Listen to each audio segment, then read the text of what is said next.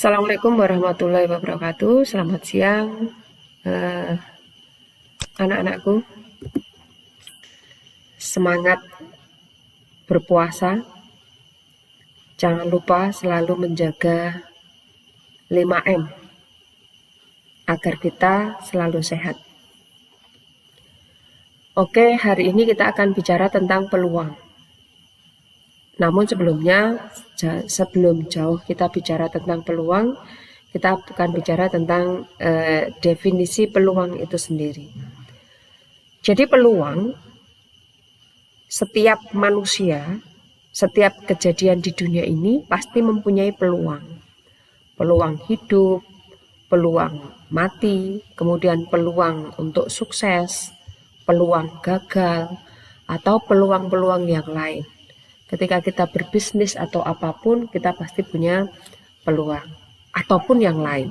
Setiap ada kegiatan yang kita lakukan, itu pasti akan menemukan sebuah peluang. Nah, peluang itu adalah salah satu materi dalam matematika yang mempelajari tentang kemungkinan suatu kejadian. Jadi setiap kejadian itu pasti mempunyai peluang. Kita, misalkan kejadiannya adalah beternak entok, maka peluang kita adalah mendapatkan telur. Entok itu akan bertelur, atau mendapatkan anak entok karena telur itu akan diram terus menetas. Jadi, tetapi juga peluang yang tidak terjadi. Maksudnya kemungkinannya itu pasti terjadi antara tadi bertelur atau tidak. Tidak terjadinya itu bertelur atau tidak bertelur.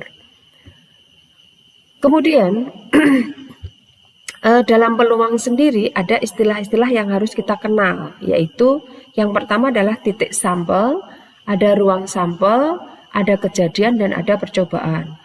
Kalau di materi sebelumnya kita akan mengenal tentang statistika. Nah, di dalam statistika itu ada populasi, ada sampel. Di sini juga ada sampel.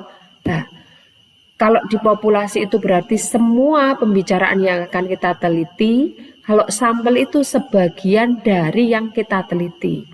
Maka dari sampel yang kita ambil itu kalau kita istilahnya kalau kita rinci itu ada namanya ruang sampel. Nah, dari ruang sampel inilah nanti kita tentukan peluangnya. Nah, apa itu ruang sampel? Apa itu titik sampel? Kita simak berikut ini. Ruang sampel adalah kumpulan semua kejadian yang mungkin terjadi.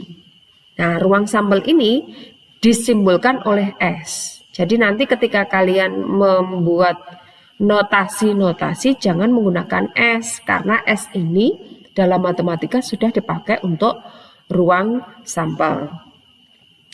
Kemudian penyajian ruang sampel itu sendiri dapat disajikan dengan beberapa cara, yaitu dengan membuat tabel, membuat diagram pohon, himpunan pasangan berurutan, atau dengan aturan perkalian.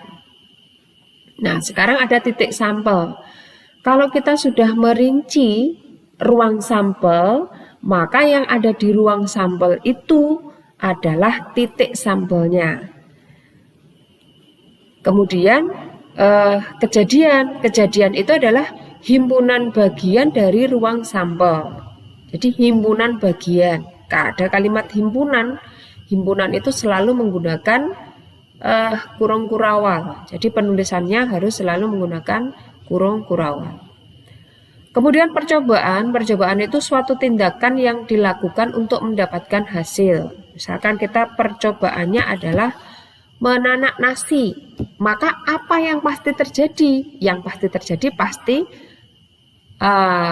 nasinya jadi atau matang, atau nasinya matang tapi kalau orang Jawa bilang ngeletis begitu. Kemudian kalau dalam matematika yang akan kita pelajari, jadi kalau di luar misalkan tadi sudah saya contohkan tentang berternak itik. Jadi percobaannya itu berternak itik. Kemungkinan yang pasti terjadi apa? Oh, itiknya bertelur atau itiknya punya apa itu tadi, menetas kalau dieramkan. Kemudian contoh lain, percobaannya adalah menanak nasi. Nah, berarti kemungkinan hasilnya itu bisa nasinya matang, bisa nasinya tidak matang alias ngeletis, atau malah lupa mungkin karena kehabisan gas atau apa, nasinya tidak matang. Nah, kalau dalam matematika yang akan kita pelajari di sini, yang sering kita pelajari, yang sering kita jadikan contoh di ruang sampel dan titik ini adalah tentang koin. Misalkan salah satu percobaan yang sering dilakukan itu adalah pelemparan koin. Jadi kalau kita punya koin itu mempunyai dua mata sisi. Yang sisi satu itu diwujudkan dalam gambar, yang satu diwujudkan dalam angka. Maka untuk koin itu disimbolkan atau diambil angka, kita ambil A, gambar itu kita ambil G. Jadi kan macam-macam gambarnya. Saya sendiri lupa ini, nggak ada koin. Maksudnya gambarnya apa saja, kan di uang 1000 sama 500 itu kan berbeda. Kemudian NS itu merupakan banyaknya anggota ruang sampel. Jadi ketika kita sudah merinci, ketika percobaannya adalah pelemparan koin, maka yang menjadi ruang sampel itu adalah A dan G yang pasti terjadi. Kemudian jumlahnya ini adalah merupakan NS. Jadi disimbolkan oleh NS banyak anggota, merupakan banyak anggota dari ruang sampel. Bagaimana jika yang dilempar adalah 2 koin, 3 koin, atau 4 koin? Apa yang terjadi? 2 buah koin kita lemparkan. Jadi kita sebentar.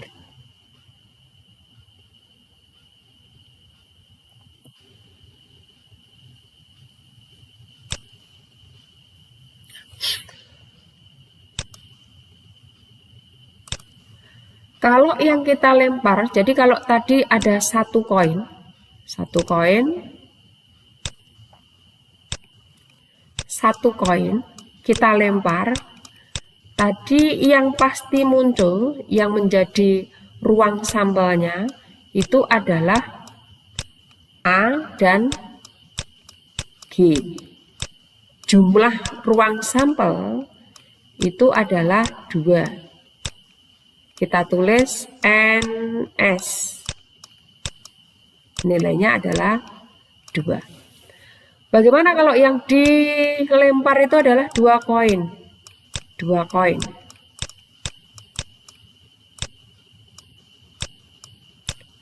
Kalau yang dilempar 2 koin, berarti di sini ada koin 1. Ini ada koin kedua. Koin 1 itu kemungkinannya adalah A dan G. Koin kedua pun kemungkinannya juga A dan G. Maka kita pertemukan. Jadi dari sini itu kita pertemukan.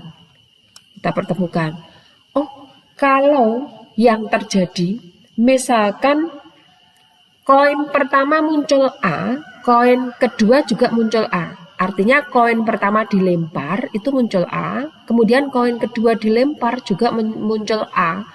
Maka yang pertama terjadi adalah kemungkinan pertama, maksudnya itu adalah AA. Tapi bisa jadi yang pertama adalah A, yang kedua adalah G. Bisa jadi kan? Oh, berarti kemungkinan kedua adalah A dan G. Tapi bisa jadi juga yang pertama itu G. Jadi yang keluar pertama G, yang keluar kedua adalah A. Oh, berarti ada G, A. Dan kemungkinan ketiga bisa jadi yang keempat maksudnya, bisa jadi yang keluar itu adalah G dan G. Sehingga kalau kita rinci, yang menjadi ruang sampel ketika kita melemparkan 2 koin itu adalah ini. Maka kita tulis A, kemudian ada A, G, kemudian ada G, A, dan ada GG. Dari sini diperoleh jumlahnya adalah 4. Jadi ada 4. Bagaimana kalau yang dilempar itu 3 koin? Nah, kalau yang dilempar adalah 3 koin. Sama. Berarti ada 3 koin. Koin 1, ada koin 2, ada koin 3. Koin 1 itu adalah AG. Jadi yang pasti terjadi adalah AG. Kemudian koin 2 juga AG. Koin 3 AG. Apa yang terjadi? Misalkan yang pertama adalah A, yang kedua adalah A, yang ketiga juga A. Oh, berarti ada A dan A. Nah, kemudian kemungkinan, jadi kalau ini kita urutkan dulu. Oh, A. Ini ada A. Tetapi bisa jadi pertama A, kedua A, ketiga G. Kan bisa jadi begitu. Kemudian bisa lagi, misalkan yang pertama A, yang kedua adalah G, yang ketiga adalah A. Atau bisa jadi juga yang pertama A, kedua G, ketiga adalah G. Kemungkinan yang bisa terjadi A. Jadi di sini ada A, G. Kemudian bisa juga A, G, A. Kemudian bisa jadi A, G, G. Kemudian yang kemungkinan berikutnya dari G. Oh, bisa jadi ada G, A ke atas dulu kan. Yang pertama G, yang kedua A, yang ketiga A. Tapi bisa jadi yang pertama G, yang kedua A, yang ketiga G. Sehingga ada G, A, G. Kemudian ada G, A. Kemudian ada G, G. Ada berapa jumlah ruang sampelnya? 1, 2, 3, sampai 8. Oh, berarti NS-nya ada 8. NS-nya ada 8.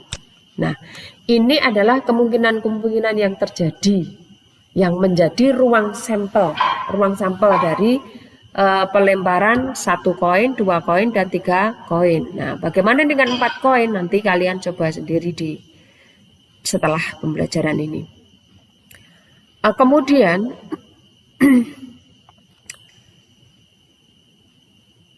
ini kalau ditanya ruang sampel, berarti kalau ruang sampel itu ini ruang sampel. Ini banyaknya ruang sampel. Ketika kurung kurawal ini saya buang, inilah yang menjadi titik sampel. Jadi ini, sebelum saya beri kurung kurawal, ini yang disebut sebagai titik sampelnya. Ini titik sampel. Jadi penulisan titik sampel itu tanpa kurung kurawal.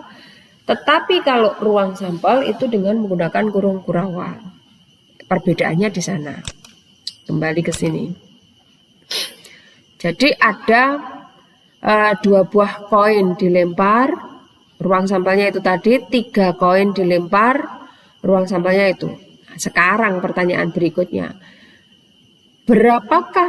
maksud saya, bagaimana kalau yang dilempar itu 4 koin bersamaan? Nah, nanti untuk yang ketiga ini kalian praktekkan. Jadi hasilnya nanti kalian kirimkan seperti tugas biasa. Kemudian ada 7 buah koin dilempar bersamaan. Berapakah banyak anggota ruang sampel yang terjadi? Ada 7 koin. Banyak sekali 7 koin. Misalkan. Kalau 7 koin bagaimana? Kita praktek. Oh, 7 koin. Ada K1.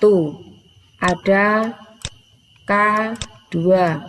Ada K3, ada K4, sampai di sini nanti ada K7, K5, kemudian ada K6, kemudian ada K7. Masing-masing ini A, G, masing-masing ada AG, AG, AG,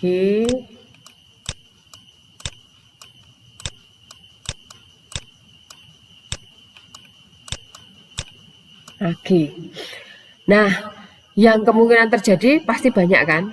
A, kemudian A, G. Kemudian ada A, G, A. Nah, untuk menentukan siapa itu banyaknya titik sampel, kita cari begini. Yang pertama itu adalah 2, berarti 2. Jadi pinjam dulu istilahnya di SMA sebenarnya ini. Jadi ketika ada sebuah percobaan dapat dilakukan dengan N cara, kemudian yang lain ada M cara, maka ketika keduanya digabungkan itu ada N kali M cara. Sama di sini juga begitu. Untuk menentukan banyaknya sampel K12, K32 ini K22 ini kita kali. Berarti ketika kita ditanya berapakah titik sampel dari pelemparan 7 koin. 1, 2, 3, 4, 5, 6, 7. Berapa ini? 2 kali 2 kali 2 sampai kali itu berarti ada 128. Maka kalau kita ditanya berapakah titik sampel, banyaknya titik sampel yang terjadi ketika ada 4 koin dilempar, nah berarti kalian mencari hanya sampai di 4 ini. Maka ada 2 kali 2 kali 2 kali 2, berarti nanti harus ada 16. Di jawaban kamu itu harus ada 16. A, G, A, G, A, G, G, dan seterusnya. Pastinya nanti sampai G, begitu. Nah, selanjutnya. Bagaimana percobaan itu jika yang dilempar itu adalah dadu? Jadi salah satu contoh yang lain itu adalah pada pelemparan dadu. Nah, yang jelas pada sebuah dadu itu memiliki 6 sisi, yaitu sisi pertama, sisi 2, sisi 3, sisi 4, sisi 5, sisi 6. Ini yang merupakan titik sampel. Kemudian ruang sampelnya berarti ada kurung kurawa, himpunan. 1, 2, 3, NS-nya ada 6. Kalau 2 dadu bagaimana? 2 dadu. Oh, 2 dadu. Ketika kita 2 dadu, maka ya kita buat 2 dadu. Berarti ada dadu. Jadi di sini ada dadu 1, di sini ada dadu kedua. Masing-masing dadu ini kemungkinannya adalah 1, 2, 3, 4, 5, dan Ini juga begitu. 1, 2, 3, 4, 5, 6. Kemungkinan pertama berarti 1 dengan 1. Jadi kalian urutkan 1 dengan 1, 1 dengan 2, kemudian ada 1 dengan 3, kemudian ada 1 dengan 4, kemudian ada 1 dengan 5, kemudian ada 1 dengan 6. Nah, ini. Jadi 1, 1, 1, 2, 1, 3, 1, 4, 1, 5, 1, 6. Begitu juga dengan 2, 2 dengan 1. Jadi di sini ada 2 dengan 1. Terus kita tulis 2 dengan 2 sampai nanti kita peroleh 6 dengan 6. Jadi di sini ada 4, 1, kemudian ada 5, 1, kemudian ada 6, 1. Nah, di sini kalau kita jumlah tadi dengan cara yang tadi ada 6, di sini ada 6, 6 kali 6 berarti NS-nya itu ada 36, diperoleh dari 6 kali 6. Nah, dari mana 6 kali 6 ini? Kita rinci nanti di sini sampai 6,6 gitu. Apa yang ditanyakan? Oh, yang ditanyakan kemungkinan, kemudian tentukan kejadian muncul mata dadu berjumlah 5. Berjumlah 5. Jadi ketika kita di sini yang ditanya adalah berjumlah 5, kita cari 1 dengan 1 kalau dijumlah 2, 1, 2 kalau dijumlah 3. Mana yang 5? Oh, ini 1, 4, ini 5. 1, 4 ini 5. Mana lagi? Oh, di sini ada 4,1. Kalau dijumlah ini 5. Berarti lagi kalau kita nulis di sini ada 3,2. 5 atau ini? Kemudian di sini ada 2,3. Maka inilah yang diminta berjumlah 5. Ini 1. Jumlahnya ada berapa berarti? Oh, ada 4. Kemudian berapakah yang berjumlah lebih dari 10? Oh, lebih dari 10. Lebih dari 10 itu berarti 10 boleh enggak? Iya, 10 itu tidak boleh karena yang ditanya adalah lebih dari 10. Kalau lebih dari 10 mana? Oh, di sini 1,6 ini kalau dijumlah baru 7. Berarti kita cari 4 dengan 6 itu saja baru 10. 10 kan tidak boleh. Berarti 5 dengan 6. Oh, berarti di sini 5,6. 11 ini berarti lebih dari 10. Kemudian di sini 6,5. Nah, ini berarti yang lebih dari 10 ada berapa? Oh, ada 3. Lebih dari 10. 56, 65, 66. Kemudian mata dadu ganjil dan mata dadu kedua. Mata pertama ganjil, mata dadu kedua prima. Mata dadu yang pertama ganjil. Mana yang ganjil? Kita cari yang ganjil. Yang ganjil itu adalah mata pertama. Ini 1. Ini ganjil semua ini. 1, 1, 1, 1 begitu. Nah, tetapi yang diminta mata kedua prima. Mana prima? Oh, primanya ini. Misalkan saya, nah ini prima. 2, 3, 5. Maka yang diminta itu bukan semua ini, tetapi yang diminta yang ada primanya, bukan yang ganjil saja, tetapi yang ada primanya. Nah, primanya mana? primanya. Tadi ada 2, 3, 5, sehingga yang diminta berarti yang hitam dan coklat ini. Kalau saya lingkar itu berarti yang sini. Oh, maaf. Yang pertama ya, pertama itu ganjil. Ganjil itu berarti yang sini.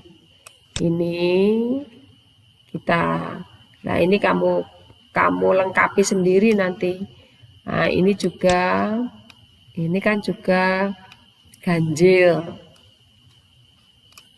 Ini tadi ganjil. Tetapi ingat, di yang kedua itu prima. Prima itu yang ini tok.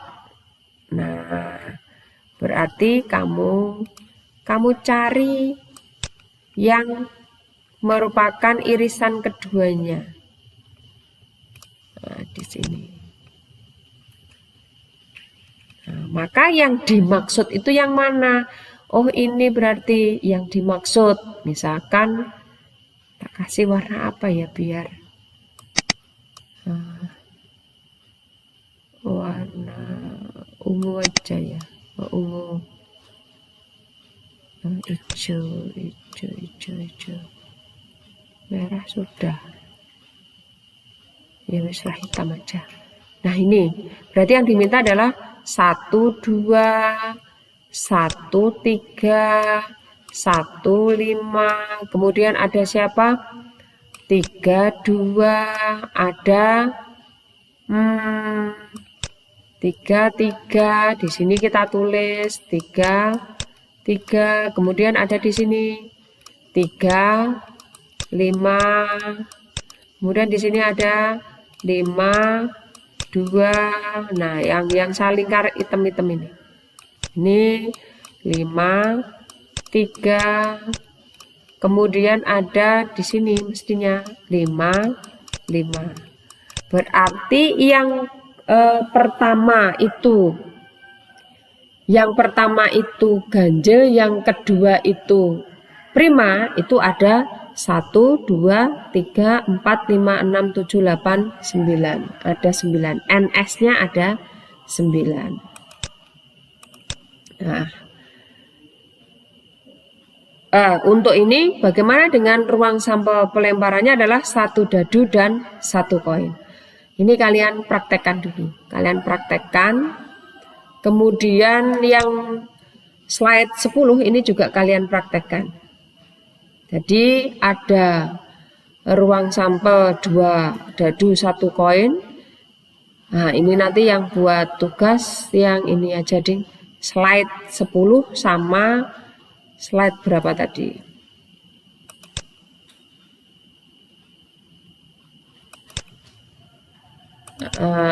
Ini slide 5 yang nomor 3. Dah, saya kira itu dulu pertemuan hari ini. Kita lanjutkan di pertemuan berikutnya. Jangan lupa tugasnya di slide 3 yang keempat. Slide 5 yang ketiga dan slide 10. Sekali lagi tetap menjaga 5M dan harapan saya kalian selalu sehat. Saya akhiri dulu. Sekian. Assalamualaikum warahmatullahi wabarakatuh.